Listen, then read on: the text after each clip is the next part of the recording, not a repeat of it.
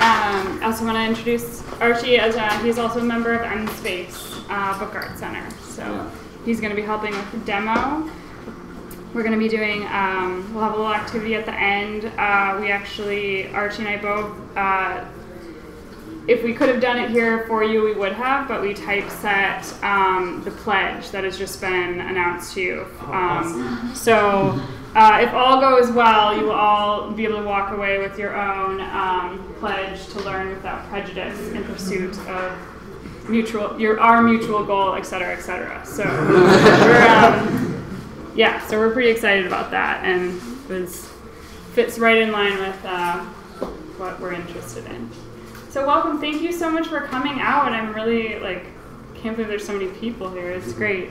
Again, I'm Katy. I'm going to tell you a little bit about myself, a little bit about what letterpress is, real condensed version of the context of letterpress printing, and talk a little bit about book art, which is something that I'm really interested in, as well as printing, which they often go hand in hand. So first I'll tell you a little bit about how I got into all of this. I started out pretty young for, I think, most people that I talk to in the print community and the book arts community. Got started in high school through a unique teen program in Minnesota. It was called the Minnesota Center for Book Arts by Design Teen Program, where I spent 6 months learning the basics of typesetting, letterpress printing, book binding, and paper making, and then how to do things with all those, how to incorporate all those together. That was my spark, my inspiration for all of this. I just got my hands on the medium and ran with it. I went to the University of Minnesota and started to take thinking I wanted to get involved in arts management, but also wanted to maintain my hands-on studio work. So I had a major in arts management, studio art, and gender studies. Pulled those all together at the U there. While I was going to the University of Minnesota, I also had access to the Center for Book Arts because of my exposure there as a teen, and was just printing on the machines there and hanging out with a bunch of people who geeked out about really seemingly archaic technology. And after working there, I decided I wanted to move to Portland. I met my partner, Meegan, who we then moved to Portland. I got a job working in production letterpress printing, doing stationery. It was a lot different than working just on my own. Working for someone else, learning about commercial printing took me to just a new level technically, which was really exciting. And so got excited about that. My partner Keegan and I started Keegan, Meegan & Co. It's an artistic design, illustration, and letterpress printing company here in Portland, Oregon. In conjunction with that, also sprouted M-Space. I felt that that Portland had a lot of people that were really interested in letterpress printing, and all the things related to that branches off. But I felt I wanted a space where it wasn't necessarily a college, was maybe a little bit bigger than the IPRC, which is where I teach and really appreciate a lot of the stuff that they do, and they kind of focus more on publishing. But I wanted to pull it together where there was actually the equipment that is sometimes hard to find, and have a space for people like me who just want to work together. And so that's where M-Space came out of. Any questions about that so far? Anything about me that I've missed or skipped over? Well, then I guess I want to talk a little bit about what letterpress is. I think I mentioned this, and I don't know if any of you checked out the Q&A, but in the most literal sense, letterpress printing it's a relief printing method, and what separates it from other relief printing methods is that there's a raised surface or a form that gets inked, and then paper is pressed onto that form, and you get a right reading image. So the raised form is backwards when you're looking at it. Press a piece of paper onto it, pull it up, you got something written, which is pretty cool. Where does letterpress come from? Because that's a really important question in today's age, because it seems like some people know about it, some people don't. But the origins of letterpress dates way back to China, or at least what we know as present-day China. That's the earliest record that we have of letterpress printing, which is in the 11th century.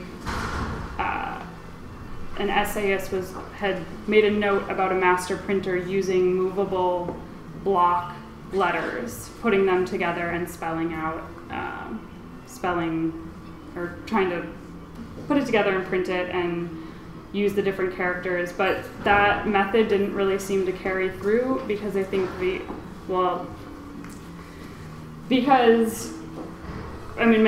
don't really know, but it could be guessed that the Chinese language or the Asian languages had so many characters that to mass produce multiple characters, like thousands of characters, just was impractical for this printing medium. So what most people are more commonly known as the beginning of letterpress is in around the 1450s when Gutenberg in Germany developed a system for creating matrices where tiny little letters or tiny little matrices where molds could be made and letters could be mass produced, assembled together, printed from, and then separated back out and reused over and over. Because previous to this, the only way to disseminate knowledge was through script and handwriting, which was really slow if you're trying to pass along a message and you have to write it over and over and over. So Gutenberg is given most of the credit for that, and also coming up with a type of press that pretty much operated like you laid your type down, you inked it up by hand, you laid a piece of paper on top, and then applied pressure. I mean, it was really simple. There was a little screw that you'd spin and push down, and you'd have this, you'd be able to print something. So his first major project was a Bible. Interesting. And the press and that system was used and pretty much didn't change, that process didn't really change that much for a couple hundred years. I mean, it was through the Renaissance, that was the way to print. And it wasn't really until the Industrial Revolution where printing presses started to change and started to get more mechanized. There was less handwork involved. It was a combination of hand and automation, and then that, in that 150-year span, I mean, that's debatable.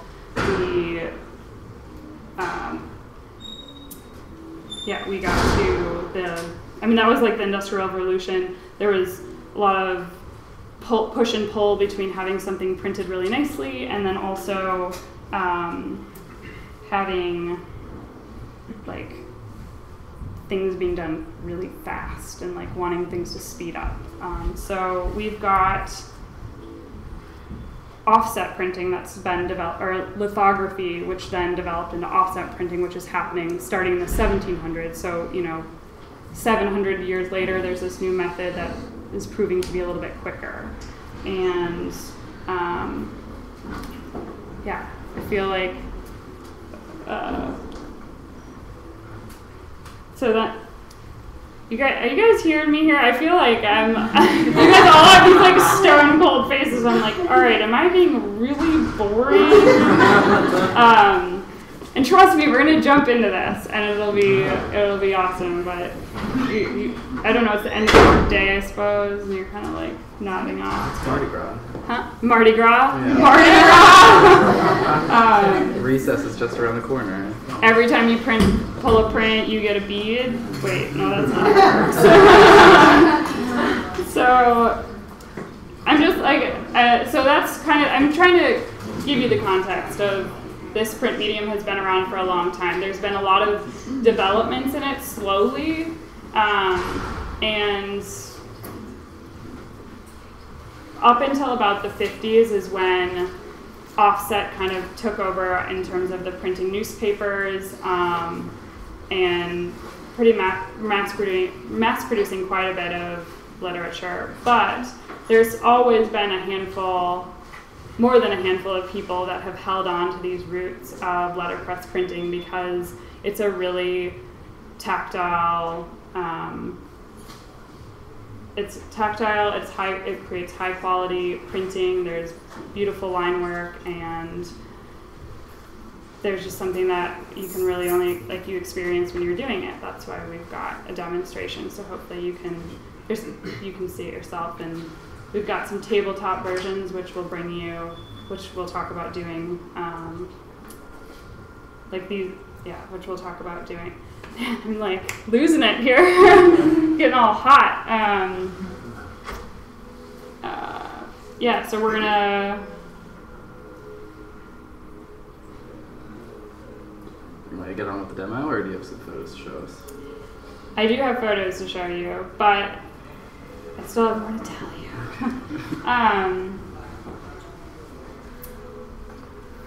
I feel like I'm choking in front of like 50 people, you guys. I talk in front of people all the time, and then today it's like, what's going on? That's really good. Thanks. Thanks, guys. Don't worry. Yeah, no, it's cool. Well, I brought some samples because I feel like, you see that printing has been around for a long time, and we use a lot of handset type for doing a lot of our art projects, but we also have made some technologies change. There's been some, because of things like photography, we've moved into working with photopolymer plates versus what I have here. This is my example of and what we're going to be doing for our demo. This here is our, I'll flip it around. This is what we'll be printing, which is all using lead movable type here. Do you use lead just because it's easy to cast? Lead is, we use lead because, well, it's actually a mixture. There's lead, antimony, and tin. And there's a couple for different purposes, we have different mixtures of those three metals, and it's soft enough that you can melt it and quickly, and then it'll dry and cool without shrinking too much in the molds that are created for it. So so that's the reason for lead. So don't lick your fingers if you happen to touch it. But I'm gonna put this back in here for now. Let's see. So we've got lead type, and then we've got photopolymer, which has kind of been helped pull digital images images, create negatives of them, and then using this photosensitive plastic, set the negatives on top, expose it to light. The places where there's where the polymer gets exposed to light, it hardens, and then the rest gets washed away. So then you can create this beautiful, like you can create whatever thing you took a photo of, instead of having everything that needed a hand-created mold. I mean, it's like a pretty in-depth process. So it's kind of an interesting process. In Portland, there's a new, it's called Founding Type. There's a new type founding museum that's being opened here in Portland. Like, how awesome for us to be able to see how this lead type is actually made, and also to be able to reproduce type easier, because lead type will, I mean, polymer can wear, but lead type also wears over use, and once you damage it, then you have to melt it down and create new stuff. So yeah, there's a couple different methods. This is something that in my commercial printing I tend to use a lot, but whenever I'm working on personal projects, I always gravitate or try to figure out ways to be using the lead type.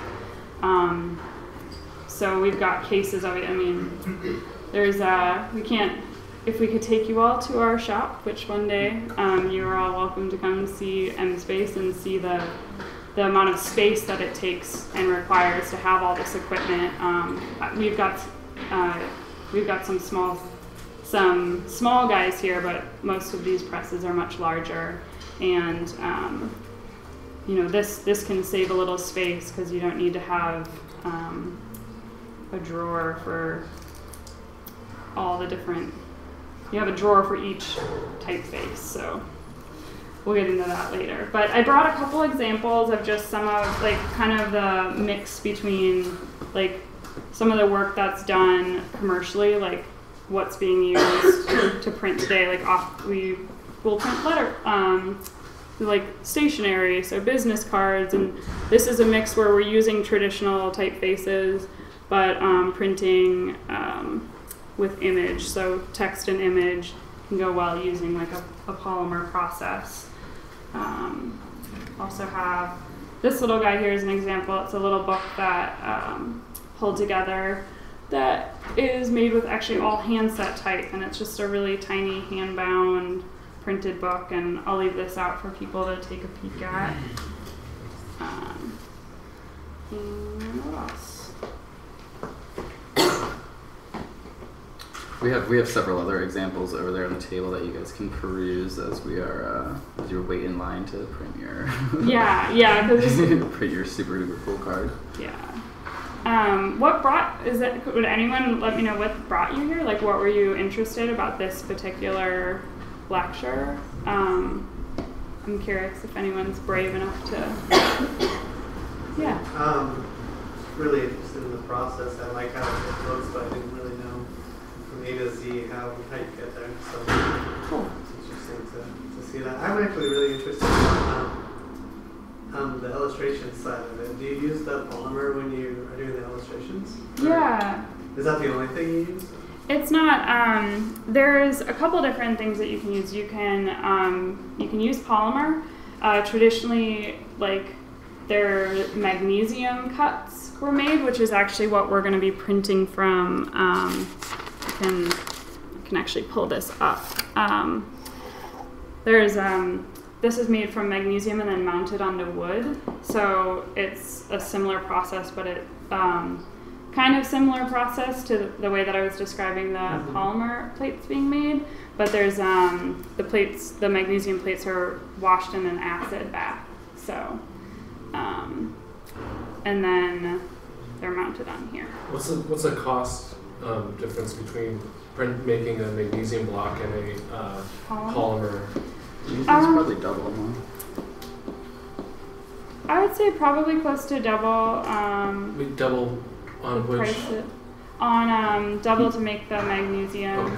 There's you can also use copper. There's a couple varying metals that can be used as well that are harder, and there's always people who are going to debate the quality that comes out of it, a sharper, cleaner, crisper line with the different polymers is probably, it's so debatable and it's really slight, so I'm always hesitant to say, some people are oh no, polymer will never print as well as copper or magnesium. What price ranges, if you don't mind me asking?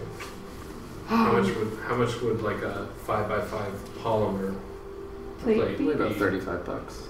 And then and a magnesium would be 70. I would. Yeah, that sounds about right. It's different for every vendor that you use, but. Would you be able to use the polymer on the same press? I have a press similar to that. It's a small hand-built press, really old and cool, and I did linoleum Yeah. Years ago, but would you be able to use the polymer with that? Sure, you would have to get everything. All these presses are all the presses that were made in America after 1900, like the 1900s, or might have been a little earlier. There's a standardization of a certain height. So all the presses are calibrated to be 0.91 of an inch. Be able to, once you have your form or whatever you're printing, everything needs to be at 0.91 of an inch tall. And therefore, you would have to get that mounted to just that height. Yeah. Yeah. So, me and a bunch of groups here, we all came from Carnegie Mellon. We were visiting a bunch of different places around Portland, a bunch of different design and art firms, or design firms. And so, I know I personally came here because I've had some experience with letterpress, but only with Vandercook machines. Sure. And not really with the flat table press. Yeah. With you mean with these kind of presses? Yeah, totally. Yeah, interesting to me. Hands-on experience. There's I think there's two different. I was thinking it was really awesome to have show the two different versions where there's the more of a flatbed press, which is often this press is a really simplified version of the Vandercooks that are really common, which are great for doing broadsides and larger prints. Whereas this press is modeled off of a jobber, a production press for printing things like stationery or business cards or flyers or smaller bills, things like that.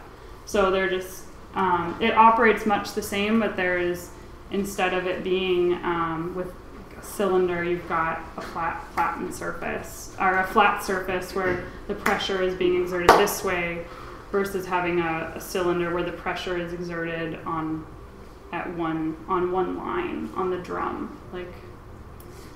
Like there's only one point of pressure, so it gives it a lot more concentrated pressure in one spot at a time. So it'll be cool for you to take a look at this guy when you get it. And this will all make much more sense to you once you see it done, I think. Is there any reason in principle why you couldn't mix in something like a milling or wood block if you can meet the mounting requirements? You definitely can, yeah. If you're talking about the constraints of the press, for sure. Right. Yeah, and those, wood block printing is essentially the original. That's came before letterpress printing and people were carving letters or carving words and images and symbols, and then letterpress as we talk about it today is the creation of the lead type that then can be used, created each one by one, reassembled, and then put together, printed, and then disseminated and reused. So what's really interesting for me is my father owned a printing business in New Zealand for a good almost 20 years, and out of necessity, when he learned the trade, he learned offset printing. He spent all his savings on 2 small machines and printed little things like checkbooks and things of that sort. But when the digital age really struck the printing world, to watch him and his contemporaries and a lot of the people that were printing here in Portland sort of suffer and go out of business because of that. And to see this sort of revival of people who are still doing hands-on work and are interested in these machines that to most folks seem archaic is really refreshing. It's really lovely to see. And your business is viable because people are willing to support that here? Totally, yeah. Portland is really supportive of the movement of crafts, people who are really want to have their hands on it, be able to see it from start to finish, and it's pretty awesome. So how do you balance doing what you do for revenue and for your own livelihood, also sort of passing the torch and and making it accessible for people to learn? It's a lot of work. I mean, you work all day, doing work that's potentially for clients, and then you spend your evenings and weekends, continuing to go in and help. Like at M Space, like we spend lots of time sorting things, cleaning things. I mean, we've got constant cleaning projects. So there's a dedication to like when you get into this, there's a whole nother like bag that comes with everything. We like whenever there is a press that comes up that someone's like, we got to get rid of this, it's in disrepair, there's usually a group of printers that will try to find a home for it and try to help whoever does take on that project to fix it up and get it working again. That actually plays into the question I wanted to ask, which is like, where did you get your presses? But I guess you kind of answered it there. It's a myriad of places. It's They fall out of the sky, really. not really. Well, a lot of, when offset printing did step into the printing, like when I think our culture shifted to wanting to push more efficiency versus craftsmanship, and I'm not to place it. That was just a decision that we needed to get, as more technology was being, as we were figuring out how to do things quicker and machines that didn't need quite as many people to operate them, we needed more manuals and more information to tell people how to use all this stuff. And so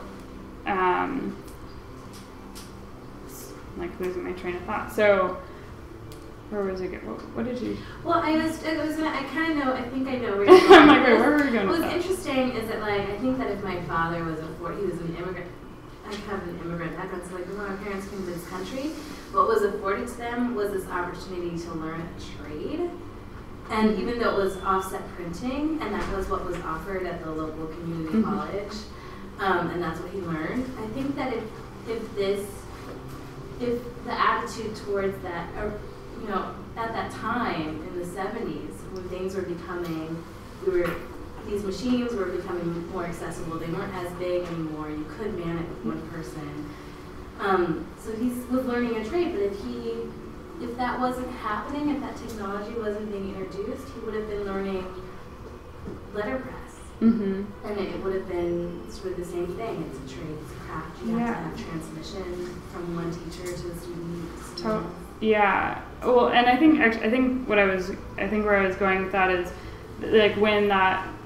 when the shift happened, a lot of printing presses were literally just cast aside and shoved in basements, thrown in rivers, literally, and stuff was just out with the old, in with the new. It happened really, really fast. But there were people who were just felt like there was something important about this technology and this way of moving, because the machines were simpler.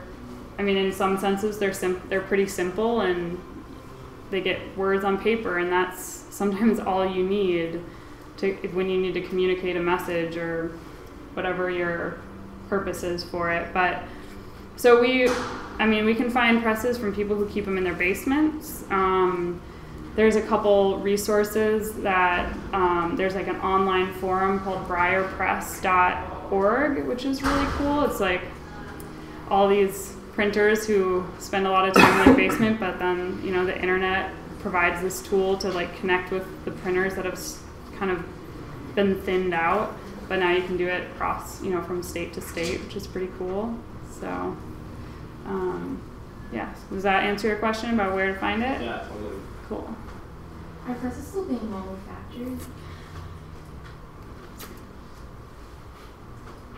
Not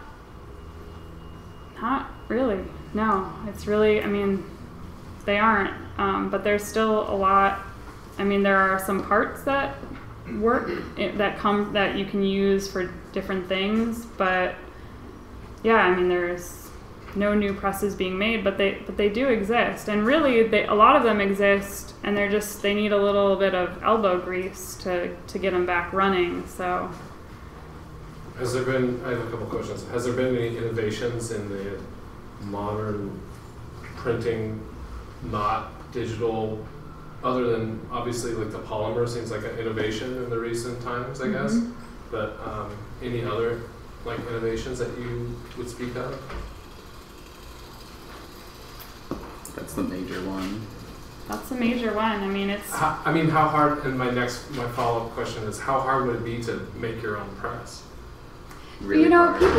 People have done. I've seen a couple videos. Like, there's some YouTube videos of people who have made their own presses, and you can do it.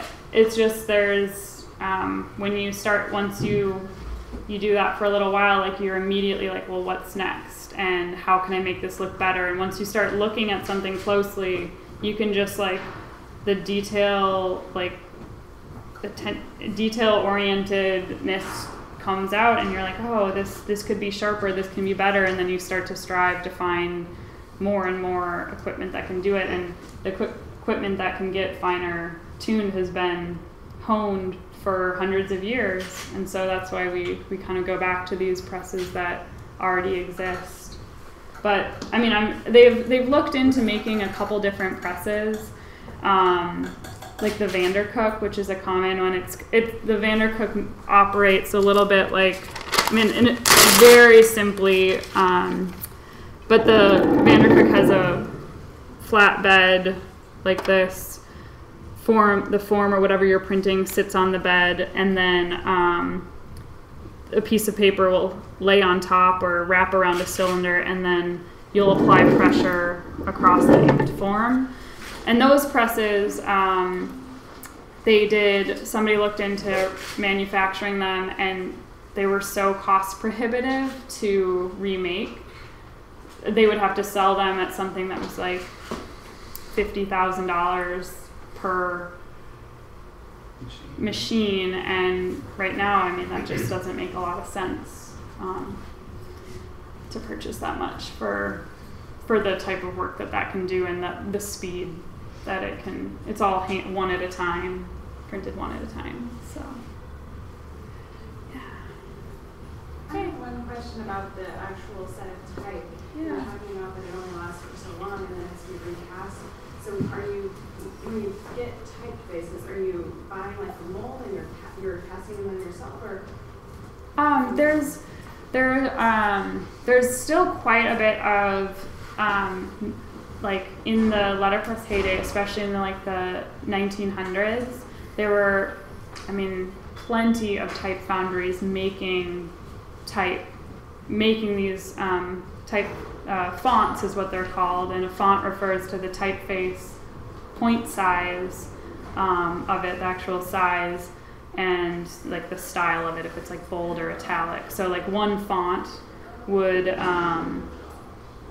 there was a couple of foundries that would make thousands and thousands of these sets a day, and there's quite a few of them still in existence, and they're packaged and ready to go. So you buy the type made, the fonts made, but there's a current revival of the learning those skills to make that again, because that's actually even less common than letterpress printers are the people who make the type for the letterpress printers.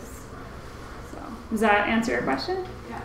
Cool. Yeah, and it does last quite a long time. I mean, with care and proper use, if you learn from people who are showing you how to care for type properly, it'll last you a really long time. And using correct papers that are easy on that type. So, yeah. Well, are there any more questions right now? I feel like I kind of skimmed over everything, but you guys seem like you've been asking some awesome questions to help. I think it would be really cool to go into demo, and then also we've got some examples up here, I'm going to show you photos, because yeah, I'm going to show you photos, and then you can come up, we'll do a demo. And then I've left out some examples of both hand-done books, some artist books that have been made. There's a few things up here that haven't been printed on a letterpress, but mostly they are.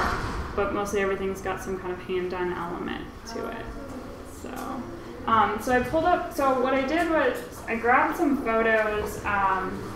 So there's a letterpress printers fair here in Portland. We're having a 4th one in August.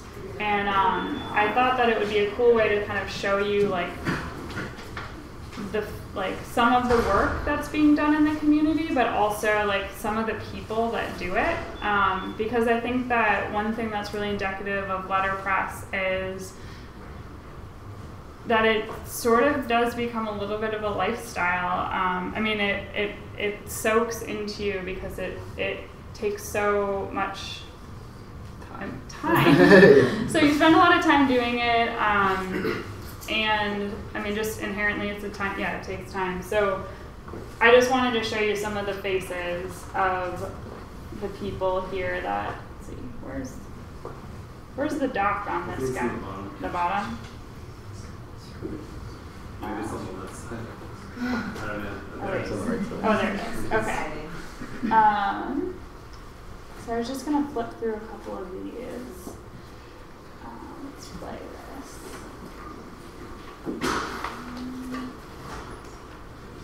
And this happens in Southeast Portland. And this was the first year that it was done outside. So we've got some broadsides, some prints here that were done. Some of the types of things that people are getting out, political stuff, and it's a great way to if you want to put some ideas out into the world, you can print on a little press. A sort is a term for one individual piece of type. That's the side of a Vandercook. So some more broadsides.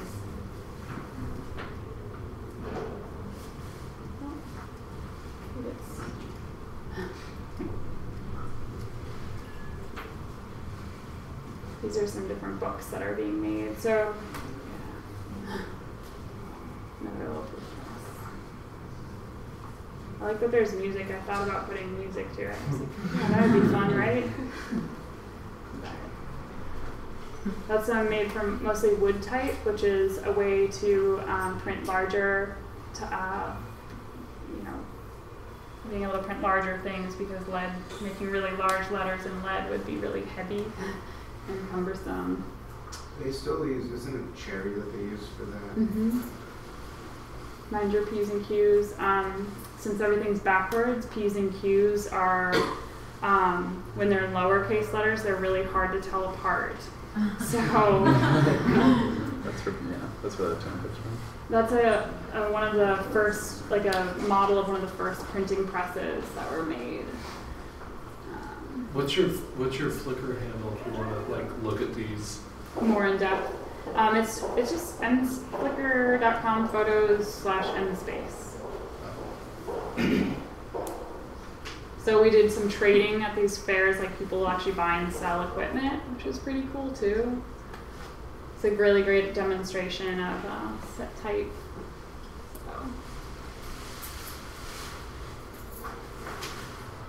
Cards are a really common thing that are made these days too, with the print medium. Does anyone do anything that you see and you're like, damn, that blows my mind? Oh yeah, all the time. Yeah, I'm constantly amazed, and the internet actually really, I always feel like the internet's that is the next greatest invention, in terms of communication since the printing press was invented. You've got this is the next thing, and so there's a lot of printers who post their stuff online. Some characters too. I mean, these guys, they've been printing for a really long time. They're in downtown Portland, so This kind of runs the gambit. Like it gets stuck or something. Those things there, those are matrices that actually make the type that I was talking about. So that's, those little copper things are what will make little pieces of tape. So you fill them up with lead. Printing the original text message, that's what his t-shirt says. Little journals. So, I think I'm going to stop there, but you guys are totally welcome to, there's a whole font for it right there, or it looks like it's borders. But you're welcome to check out the Flickr stream anytime. Or the MSpace website is a great, and Meegan has a Flickr site with more of our work on it too. Any last questions before, I mean, we can definitely talk for the demo. What do you think the future of letterpress is? Like, what direction is it going in? Is there something cool that's coming up, do you think?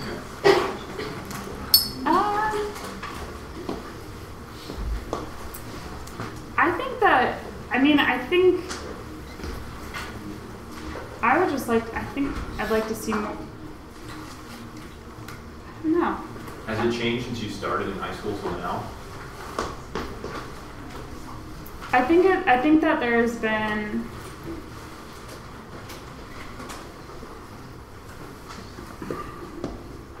I think that there's been more of an interest in all aspects of the print, like learning more about understanding the printing history. There sort of seemed like there was like a printing amnesia for like, I don't know, like 20 years, that from what I can tell, where people were just like to me, I'm like, oh, you don't know what letterpress is. But then again, when I started in high school, I had no idea either. But now that I know, I'm like, how can people not know? Like, this is such a huge part of our history. So I think that just like the general understanding of like the history of it and like the weight that it has is going to pull more people into doing it, even if it's just for their personal projects, or at least appreciating the people who want to keep doing it, because it takes a lot of time to develop these skills and it's hard to do that all the time. So at least just seeing it and appreciating the people who are holding on to it, like trying to pay attention to what high quality printing can look like, or handcrafted printing can look like. If that makes sense. So. Really quick, I'm sorry. Yeah. Have you noticed that as language has changed over the last several years, like 20, 30 years, and with the advent of the internet, like how open the lines of communication, how language has really morphed and become a lot looser in many ways, how that's sort of affected what goes on the printing page? Yeah.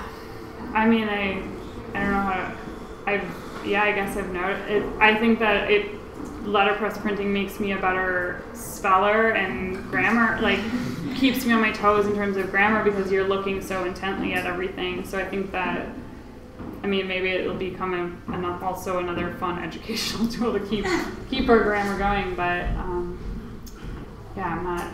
I guess my question is that, like, sort of, do you think that, like, how has language affected printing and printing? Because when you put something on the page, there's permanence. It goes hand in hand. I think printing has developed simultaneously with language.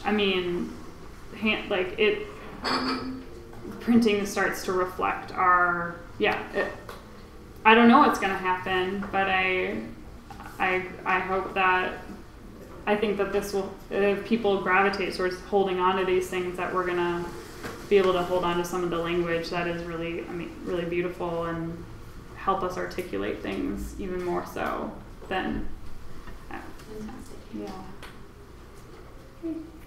I think it's really cool how, like, since the printing press has come back in the 70s and 80s, and even now, that it's gotten off more experimental.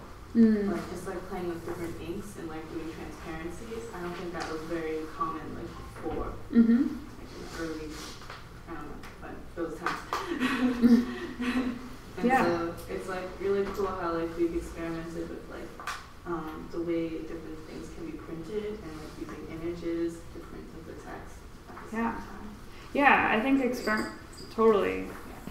I think experimental is great. I also like experimental printing is really fun. I also really love the Oregon College of Arts and Crafts has a really great tagline. I don't know if you've seen it up on like some of the like around town where it just says like learn the rules to break the rules, which is like really hard to do with letterpress printing because like there is so many rules that you could adhere to. But at the same time, I really like the idea of like, you know, trying to understand more about why things are done, like why they were done the way that they were done, and taking the time with that, and then using that to like experiment with too.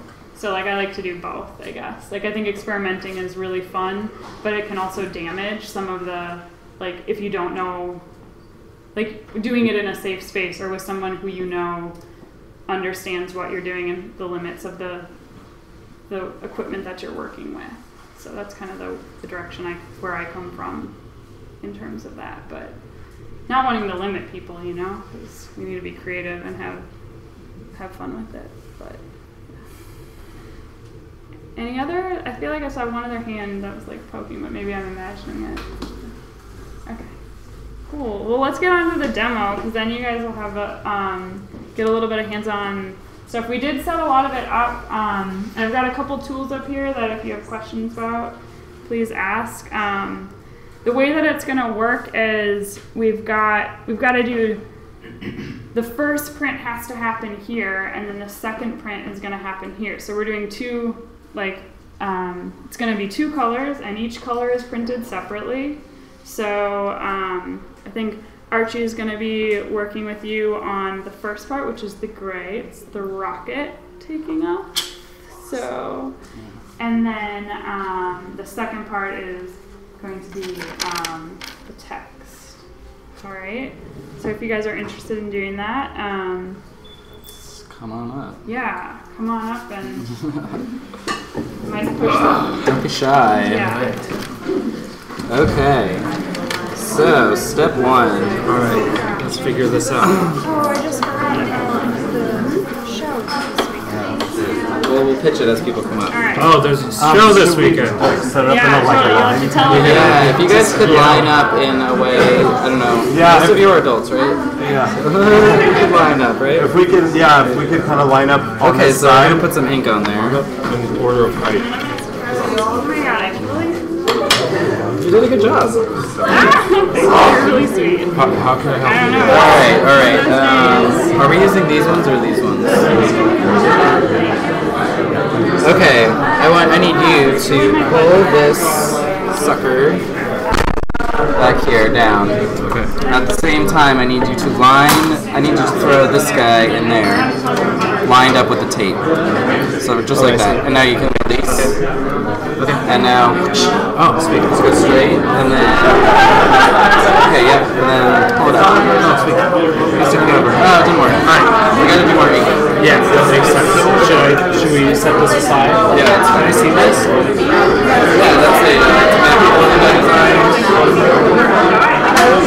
As the mark indicates, I did not. I fucked it up. How did you fuck up? How do I see this map? I know. Everybody's just It's just a project that I did. It's backwards right now. It's on my blog if you want to check it out. What's your blog? archiespress.tumblr.com. That's an old card. And let's have everybody just like try theirs too.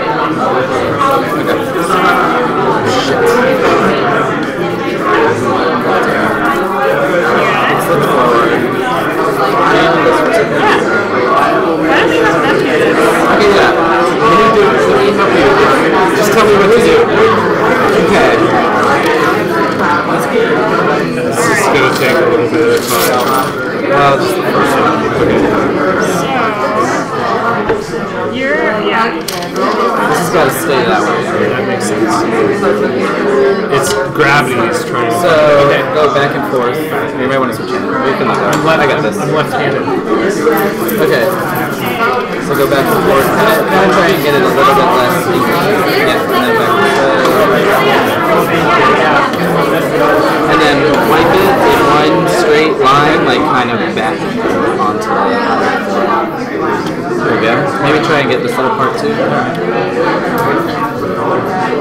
Okay, that should work now. Let's see. And now you remember what to do, right? Yeah. My vision's all fucked up because of I've been on the computer. Nope, you're missing it. Down there, yeah, there you go. And release. And push. There you go. That's close. Close enough. Pretty good. Okay. So do I have to let this thing dry before I do it? Put it right there. And then it will dry, and then you can go on to the next one. Alright, who's next? Okay, give this a little back, a little forward left, forward left. Not a back and forth. Yeah, forward left. Okay, that's good. And now go one kind of strip onto the. That way? You can go like in the direction of the rocket. Oh, okay. So 1, 2, 3, take off. There you go. And then get that little last bit too. Okay. Now you take a piece of paper. See that black little lever back there? Push it down. And that's lifted up the drippers on this side. So you're going to want to line up the paper with this piece of blue tape. So, likewise. So,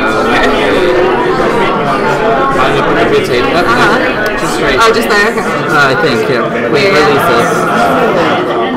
Yeah, that's it. Okay. Now push. Awesome. Now you can lift the lever again. Yeah. Sweet. Do you say something? Alright, now you can throw it in this drawing rack for a second until you are ready for the next one. And you can read about our show that we're having on Friday. You can say something? Oh, cool. You're welcome. Who's next? Okay. First thing you're going to have to do. Hi, how are you? First thing you're going to do is go like this. Okay? Okay, that's good. Now you're going to want to go in the direction of the rocket ship. Okay. It's like one good. Yep, there you go. And then get that little last bit too. Okay, that's good. And you see that black lever right there? Oh, that part. And line up the paper with that blue tape. So this is going to want to go down like that. So there you go. Okay. Now push. There you go. Now lever it up. Pull it out. Thank you. You're welcome. You guys are pros.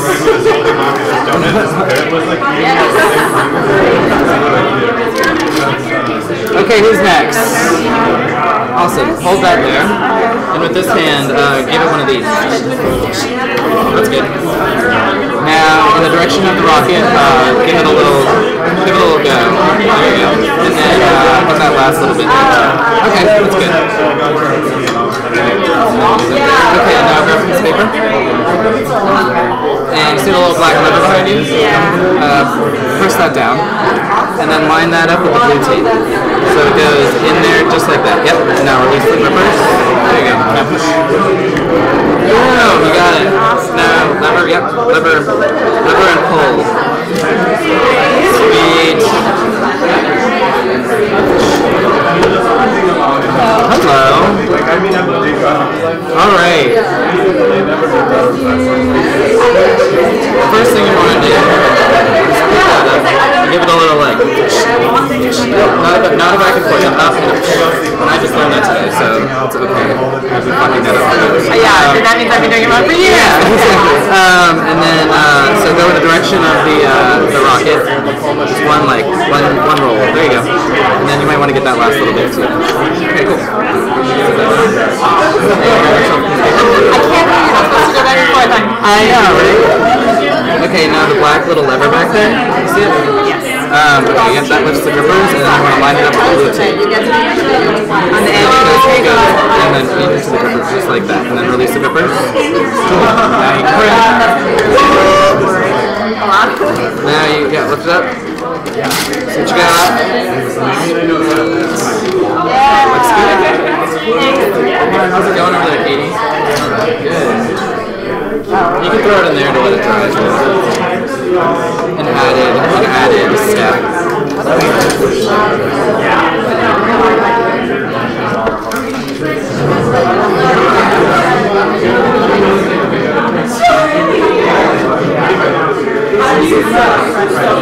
This is cool. First thing we're gonna do is grab that and give it one little like. Oh god, I didn't realize it was singing. Yeah, give it on this. A little like. That's it. Cool. Okay, now give it one little on this rocket ship here. Okay, that's good. You can set it back down. Grab yourself a piece of paper. See that black lever back there? Yes. Push it down. And that's lifting up the grippers right now. Oh, I see. And then you're going to feed that into the grippers along the edge of that blue tape. That's a little too deep. But just like... Okay, next to the blue tape. Okay, there you go. This is why I want Ivy. Now release the grippers. Okay. And you can let go of that, and then push this forward. And print it. Right, now push the grippers down and pick up these 5. Put it on the drying rack as you wait for the next step. Let's go. No, it's going alright. Good. A lot of things are going alright. Yeah. Better than really shitty. Daylight savings this weekend. That makes me happy. Alright. First thing you want to do is give that a little roll the grinder. There you go. Alright, now you can give it in one direction of the rocket ship. There you go. Alright, put that down. Grab paper. Push down the little lever there. And line that up with this blue tape right here, so it's like right there. Thanks for coming. And you can release. And push forward. Boom! Alright. Yeah. Oh, look at that. Wait, sweet. is that... Perfect. How different are they? Yours sucks more. What? No! See? Good. Okay. It's bad.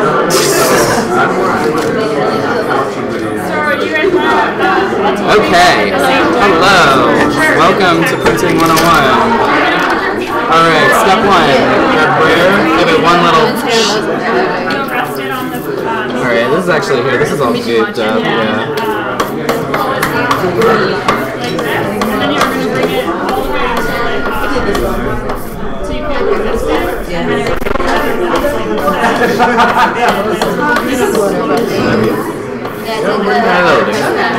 Alright, now give it one little over the direction, it's fine. There you go. Set it down, grab some paper. And then you see this little black handle? Push it down. And then line it up with the blue tape. And there's a little lip right there that you want to catch. Good. And now... Got it. Can you got now? Yep. Yeah, release the clippers. How's it looking? Very wonky. It's a little wonky there. We'll set up something. Make another one. They gotta be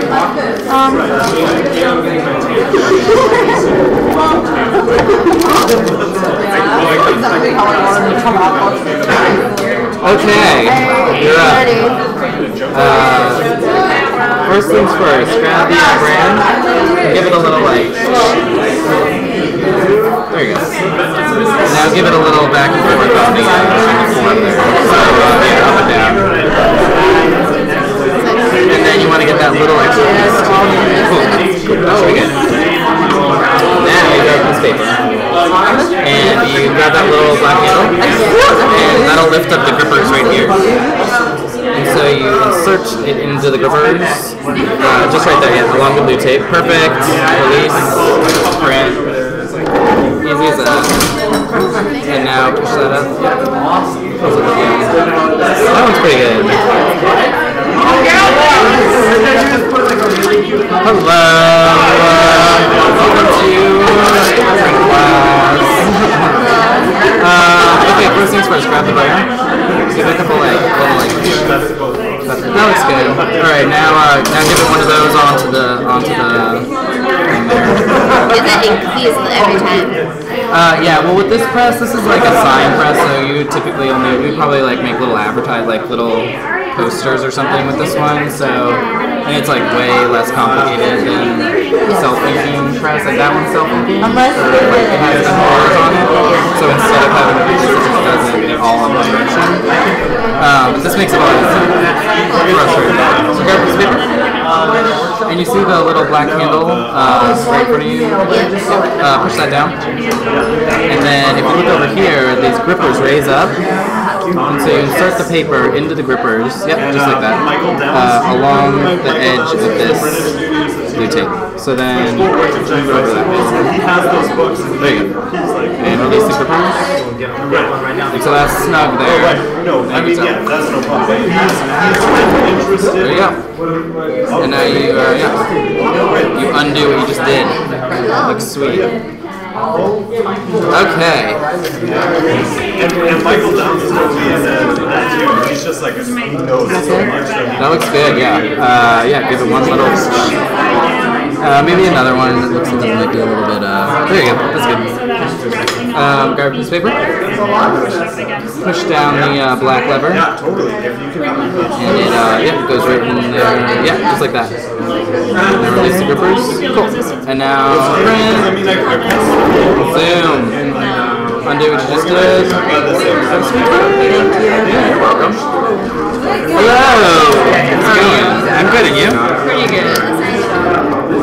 Welcome to Printing 101. First things first, to give that a little, and then you're gonna want to wipe some of that all over the floor. Trying to avoid getting on the block, but it's inevitable.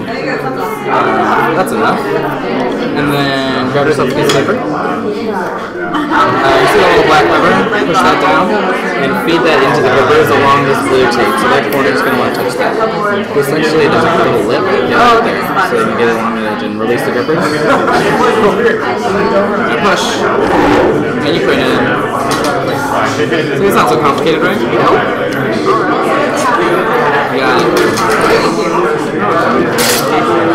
Who's Is this redundant yet? Yeah, I've never done this before. Yeah, it's really redundant. No, but it's fun. Cool. Well, I haven't touched it before. Yeah, see, so it's really exciting. First things first, grab that, give it a little, and then bring it over here and give it a little. Trying to avoid getting on the block, but you're going to anyway. And then get that little last bit. Yeah. Attention to detail. Yeah, exactly. So you can just set that down there. Yeah. Grab this paper. And you see that little black lever in front of you? Yep.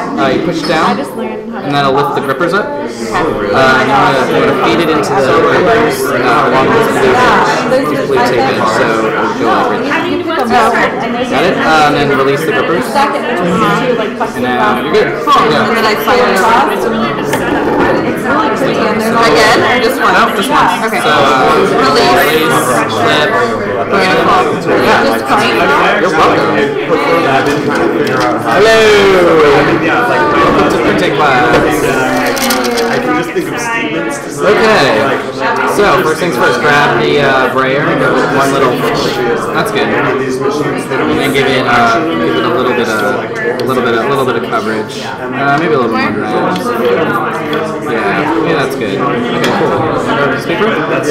And there's a black lever right in front of you. Over here? Yeah. Give it a push down, and that lifts up the grippers. So you want to feed that into. There's a little lip that you want to snag it on. Right there? No, it's right there. So then line it up against this blue tape. Okay, now release the grippers. And give it a little push. Alright, now lift the grippers and flip it over and you got a print. There's no upper body strength over here. Boom! Looks good. Thank you. Good talk. What's up with this? What's that to? I think that's video. That's videoing us. Oh, really? Something. I think. This is a video microphone. So we video feed it onto the website, and all of the financial flight talks have been recorded and are on Ustream, so you can watch any one of them. Nice. A little like try and avoid the block, but yeah, as you can see, it's probably not going to be avoided. Yeah, it's kind of hard with this roller. Yeah, there you go. Piece of paper. And push the there's a little black lever right in front of you. Yes. Push that down. Oh wow. And that lifts up the grippers in front. Oh, then you're perfect. gonna line it up to that little blue thing. There's actually a lip if you bring it forward a little bit. It's like there's a little lip right there. Okay. And that's where it's gotta go. Right there. Yeah, there you go. Cool. This. And now I like that you guide it. And now release the grippers. Check it out. Yes. Looks good. Cool. Thank you. Why is yours always more perfect than mine? Okay, next.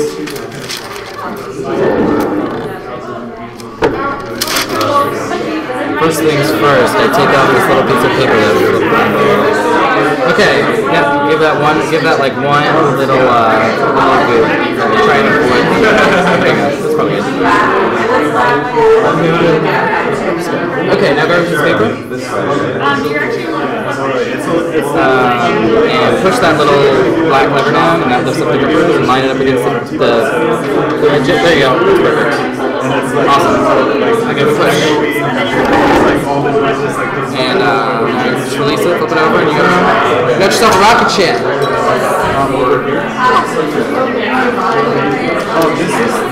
No, there's a bunch of. Hello. Let's go. I'm swell. I'm so happy to be here.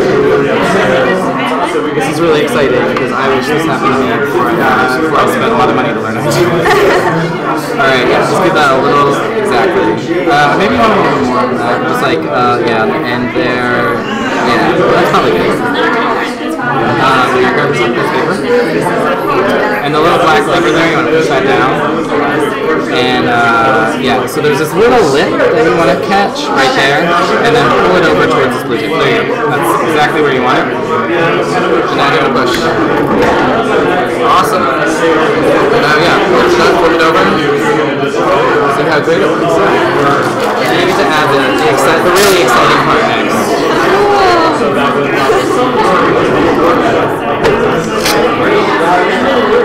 Welcome. Step one. Onto that handle. Okay. And now give it one little push. That's good. Now give it a little push onto the form, as we call it, crank land. I think you might want to get this little corner too. Okay, there you go. Now grab some piece of paper. And press. There's a little black handle right in front of you. Push that down. And then yeah, you want to catch that on this little lip. Actually, it's a little farther out. There you go. It's right there. Yeah. And then line it up with the blue tape. There you go. And then release the grippers. Awesome. Now give it a push. Go. And now lift them up again. Rocket ship. Yeah. Welcome. Hello. How's it going? Good. It's been great so far. Okay. Step one, grab the bird. Give it a little one. Just give it one. Yeah, that's good. And then run it over the form. And then flat motion. Oh, that's good. Yeah, it should be okay. It's a little goofy, yeah. It's okay. Alright. Now lift up the. Yep, you're doing everything right. Actually, this is actually the lip that I want to catch. Right there. Awesome. Now give it a push. It's awesome. I love the weight of that thing. Yeah, that's what's going to give it like the nice printing quality. It's a little bit of change. I'm very happy with this. Thanks a lot. What's the name? Archie, right? I'm Archie, yeah. That's not my real name. It's my really cool name. It was very, very much fun. So that's pretty cool. Dirty. So that's why I do this every time I run over it. She's actually coming back. She's really nice. She's coming back with her friend Eric Korecki, and they've developed an iPhone application called GeoLoki, and you can use it to track yourself where you go, and you make little maps and you can leave notes for yourself in space. That's really cool. I want to play with that. It sounds awesome, yeah. It's actually, it's just out of beta. You can download it now for. What's it called? It's called GeoLoki. Geo and LOKI. Give it a little. Oh, low key, like low key. Yeah. Okay, now give it a like a. There you go. Cool. Now set that back down. Grab some paper, and you see that little black lever right there? Yes. Push it down. Okay. That's lifting up these grippers. So reach the paper over, and then feed them into the grippers. There's a little lip that you want to catch, and then line it up with this blue piece of tape that we put there. Okay. There you go. So now you can release the grippers. There you go. That's fine. Okay, cool. Yeah. And then give it a push. And not, just forward. And then lift it up. Oh man, that looks a little wet. That's alright. It's going twice. It's getting a mess.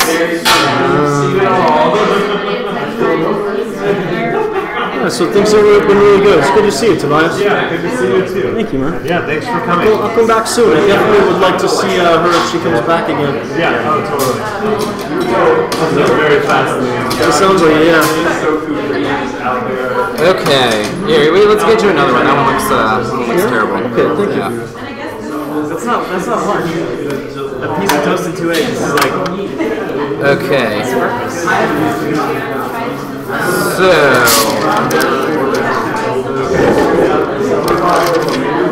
Make it just like a really try to get it as even as possible, not too much though. Okay, there you go. Actually, I think it's make a huge mess again that you just took. No, that's not the problem. It's just getting it in the right spot. Okay, cool. Now, line up the blue. There you go. Release the numbers. Boom. Cool. Let's see how that turns out. Much better. Very cool. Much better. Absolutely.